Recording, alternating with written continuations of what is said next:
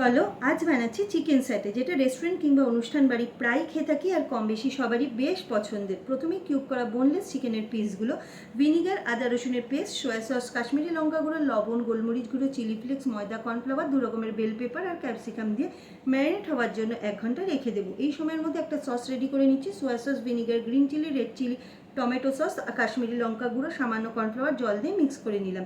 1 ঘন্টা পর চিকেন আর ভেজিসগুলো কিউয়ার্সে পরপর সাজিয়ে নিচ্ছি। তবে স্কিউয়ার্সগুলো জলে ভিজিয়ে রেখেছিলাম যাতে চিকেনগুলো ভাজা হওয়ার পর আটকে না যায়। এবার সব স্টিকগুলো দু ব্যাচে ভেজে নিচ্ছি।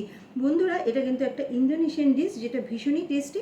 ভাজা হওয়ার পর তোমরা ড্রাইও খেতে পারো বাদামের চাটনি কিংবা সস দিয়ে। এছাড়াও সসে টস করেও খাওয়া যায়। রসুন, কাঁচা লঙ্কা আর পেঁয়াজ কুচি হালকা ভেজে নিয়ে রেডি করা সসটা দিয়ে দিলাম।